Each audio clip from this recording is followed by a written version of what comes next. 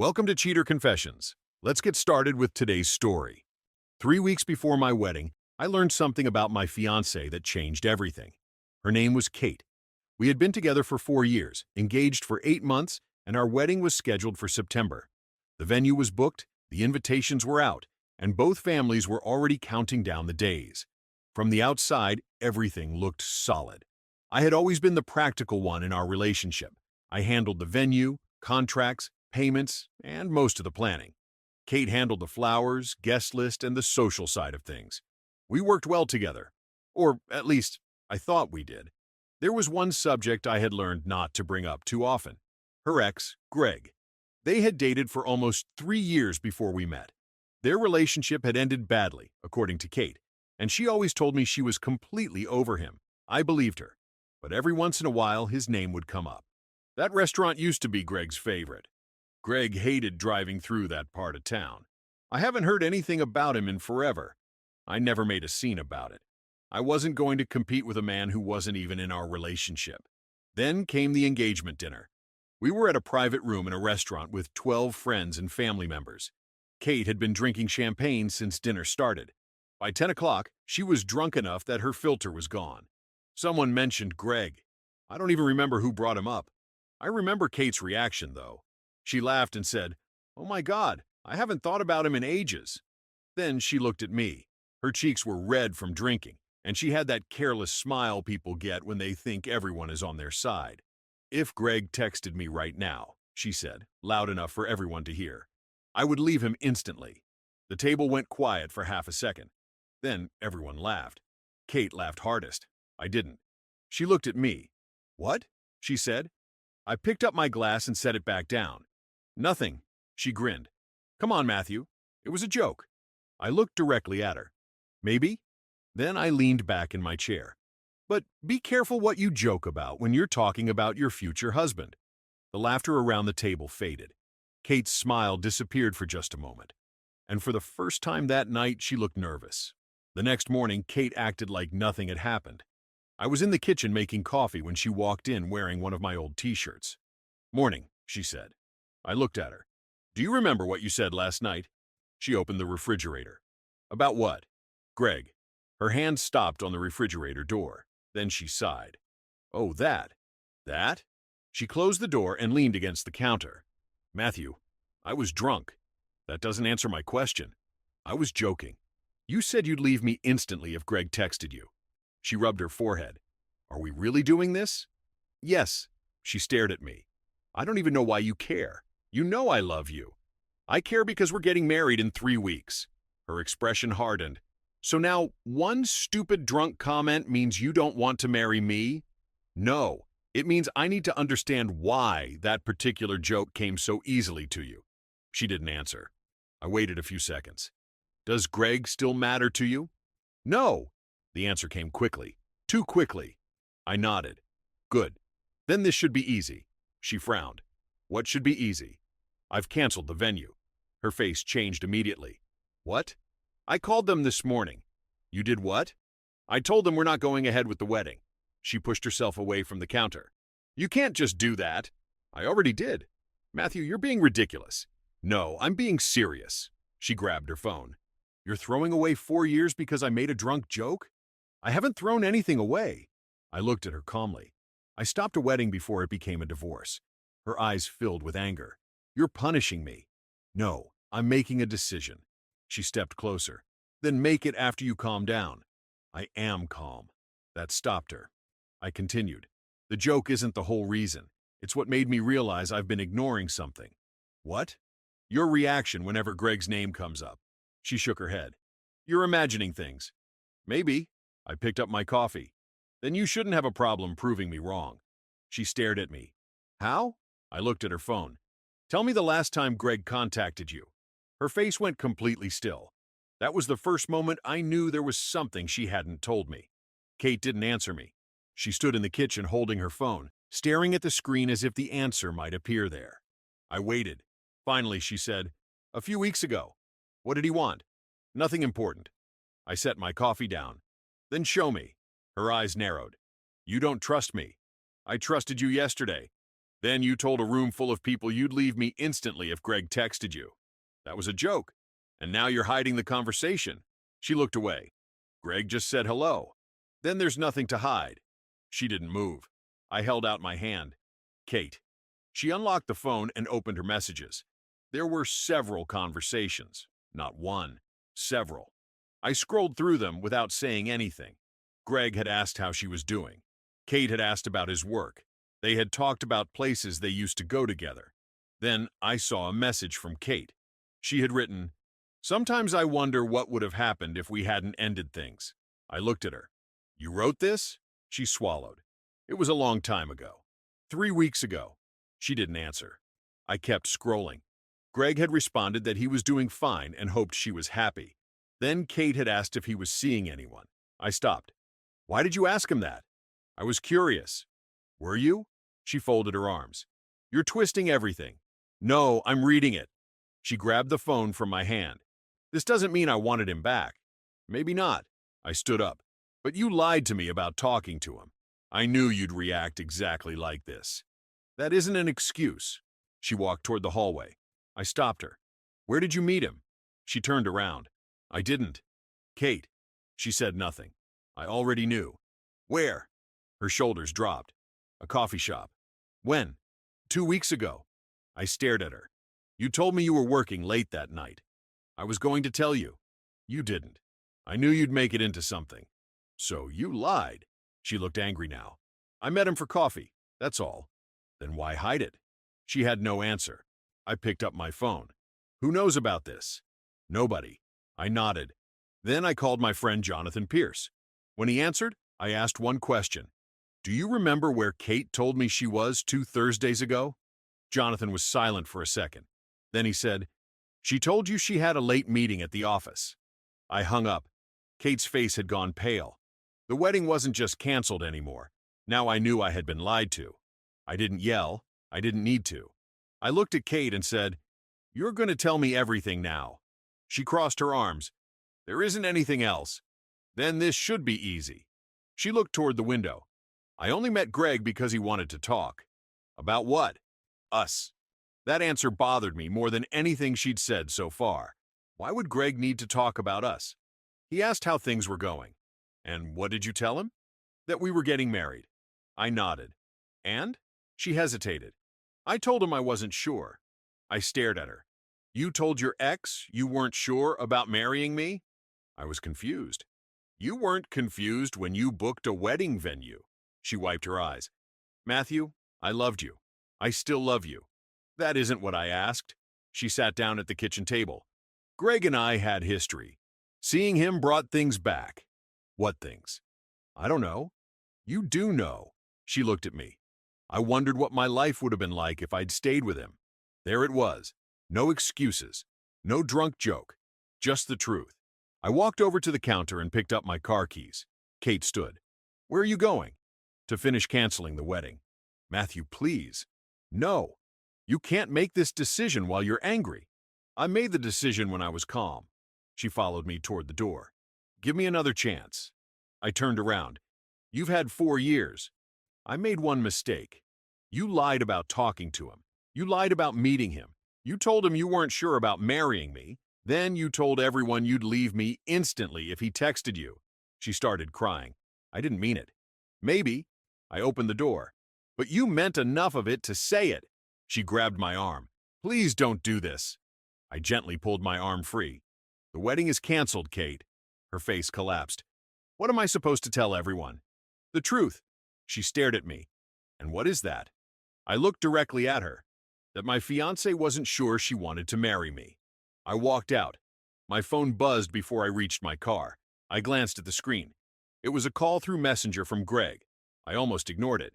I barely knew the man, and I had no idea why he was calling me. But something told me to answer. I accepted the call, and his first words made me stop beside the car. "Matthew, you need to know something about Kate." "What do you need to tell me?" Greg was quiet for a moment. I didn't want to get involved. "Then don't waste my time." He exhaled. "Kate contacted me first." I already suspected that, but hearing it from him confirmed it. "When?" "About 6 weeks ago." "Before the coffee meeting?" "Yes." I leaned against the car. What did she want? She asked if I ever thought about us getting back together. I closed my eyes for a second. Did you? No. His answer was immediate. I've moved on. Then why did you meet her? Because she kept asking. That part surprised me. How many times? 3. I looked toward my house. 3 meetings? No, 3 times she asked to meet. I agreed once.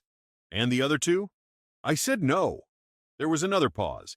Then Greg said, Matthew, I'm not calling because I want anything from you. I just don't want my name dragged through your wedding situation. What else did she tell you? She said she wasn't happy. I laughed once, without humor. She told you that? Yes. Anything else? Greg hesitated. She said she still had feelings for me. That was enough. I thanked him and ended the call. When I got back inside, Kate was sitting at the kitchen table. She looked up. Who was that? Greg. Her face changed immediately. What did he want? He wanted to make sure I knew the truth. She stood. You called him? No, he called me. She went pale. What did he say? I walked closer. He said you contacted him 6 weeks ago. She shook her head. That isn't what happened. He said you asked if he ever thought about getting back together. I was confused. He said you told him you still had feelings for him. She covered her face. Matthew? I cut her off. Don't. She lowered her hands. I never cheated on you. I didn't say you did. You're treating me like I did. No, I'm treating you like someone who was about to marry me while keeping another door open. She started crying again. I didn't know what I wanted. I nodded. And now you do. She looked at me. What? You don't want to marry me. She shook her head desperately. No, I want you. I picked up the wedding binder from the table. Then why did you need to know whether Greg would take you back? She had nothing to say. I opened the binder, removed the venue contract, and placed it in front of her. The wedding is over. This time she didn't argue. She just stared at the contract. Then my phone rang again. It was Kate's father. Thomas was not someone who called me casually. I answered. Hello? Matthew, what's going on? His voice was controlled, but I could hear the anger underneath it. Your daughter can explain. She told us you canceled the wedding. I did. Because she made a stupid comment while drinking? No. I looked across the room at Kate. Because I found out she had been meeting her ex behind my back. There was silence. What? Kate stood up. Dad, it's not like that. Thomas heard her. Kate, let me speak to Matthew. She sat back down. I explained everything. The messages, the coffee meeting, the lie about working late, Kate telling Greg she still had feelings for him, then the drunken comment that started the whole thing. I didn't exaggerate anything. When I finished, Thomas was quiet. Finally, he said, Did she actually say she wasn't sure about marrying you? Yes. Kate covered her face. Her father sighed. Matthew, I won't defend that. Kate looked up. Dad. No, he said sharply. You need to listen. That was the first time I'd heard him raise his voice at her. You had a wedding coming up. If you weren't sure, you should have stopped it yourself. Kate started crying. I made a mistake. You made several, I said. She looked at me. I continued. But I'm not interested in humiliating you. Thomas asked, What happens now? The wedding is canceled. I'll handle the remaining vendors. And the deposits? I'll take whatever financial loss comes with canceling. Thomas was quiet again. Matthew, I'm sorry. I appreciate that. He ended the call. Kate sat there for another minute before speaking. Are you really going to throw away 4 years? I didn't throw them away. Then what did you do? I stopped myself from wasting another 4 years. She wiped her face. What if I can prove that I choose you? I looked at her. You don't need to prove anything to me anymore. She stepped closer. I love you. Then you should have been certain before you put a wedding ring on your finger. She looked down at her engagement ring. Slowly, she pulled it off. She placed it on the table. I never wanted to hurt you. I know. That was the hardest part. I knew she hadn't planned to destroy my life. She had simply believed I would stay no matter what she did. I picked up the ring and set it beside the wedding binder. Then I heard my phone vibrate. A message had arrived from Greg. I opened it. It contained something Kate had never told me. Greg's message was short. He said he had found an old conversation between himself and Kate and wanted me to see it because he didn't want there to be any misunderstanding. I looked at the screenshot. Kate had written to him 2 days before our engagement. She had asked, "If things were different, would you ever give us another chance?" Greg had replied that he was seeing someone and wasn't interested in going backward. Then Kate had written something that made me stop. "I understand. I just needed to know." I read it twice. Then I looked at Kate. "Why didn't you tell me this?" She didn't answer. "You were already asking Greg about another chance before you agreed to marry me." Her eyes filled with tears. I was confused. "You keep using that word." "Because it's true." "No, Kate. Confusion doesn't explain lying." She sat down. I was scared. "Of what?" "That I would marry you and always wonder about Greg." I nodded slowly. "That should have been the moment you stopped the wedding. I thought I could get over it. And instead?" She looked at the ring on the table. "I kept pretending." I picked up my phone and showed her Greg's message. "He rejected you." She flinched. "I know. So this wasn't about him coming back." "No. You wanted to know if the door was still open." She nodded. That was the truth I'd been looking for. I put my phone away. "Then we're done." She stood. "Matthew, please." I shook my head. "No. You don't even want to try?" "I tried for 4 years." She stared at me. "You're really leaving?" "Yes." She stepped toward me. "I can change." "I believe you." That surprised her. "Then why won't you stay?" "Because I don't want a wife who changes only after I catch her." She said nothing. I picked up my jacket. At the door, she called my name. I turned around. "Do you hate me?" "No." "Then why does this feel so final?" "Because it is." I walked out. The wedding had been scheduled for 3 weeks later. By the end of that day, it was canceled. I lost several $1,000s in deposits. I didn't care.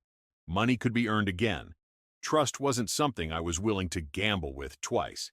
2 months later, I heard from a mutual friend that Kate had moved into her sister's apartment. She was no longer talking about Greg. She wasn't talking about me either.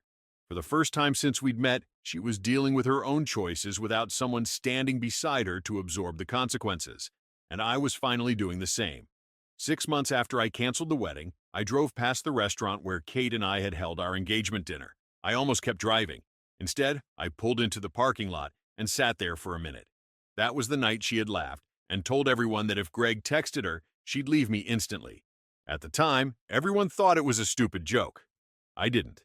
Not because I believed she was going to run away that night. Because I understood something simple. People sometimes say the truth when they think nobody will hold them accountable for it. Kate had been drinking, but alcohol didn't put Greg's name into her head. It didn't make her contact him for weeks. It didn't make her meet him behind my back. And it didn't make her ask whether he would take her back. Those were her choices. The drunken sentence was just the moment she stopped hiding them. I eventually heard that she had started working full-time again and was still living with her sister while she figured out what came next. I didn't celebrate that. I didn't need to. As for me, my life became quieter. I changed apartments, threw myself into work, and stopped explaining the breakup to people who weren't close enough to matter. A few months later, I met someone named Laura Bennett. The first thing I noticed about her was that she didn't make me guess where I stood. One evening we were having dinner when she asked about my previous relationship. I told her the truth. My wedding was canceled. She looked surprised. "Did you cancel it?" "Yes." "Why?" I thought about Kate's words. Then I smiled. "Because I finally listened to what I was being told." Laura didn't ask for more details. She simply nodded. And that was enough. I never got revenge on Kate. I didn't need to. She had wanted the freedom to see whether another man would choose her. I gave her that freedom. She discovered that he wouldn't. Then she discovered that I wouldn't either. The difference was that I didn't wait for someone else to make the decision for me. Kate once said she would leave me instantly if Greg texted her. She thought that sentence gave her power. It didn't. It gave me clarity. I canceled the wedding before I married a woman who was still looking backward. And when I finally walked away, I didn't slam the door. I just closed it. For good. Thank you for watching.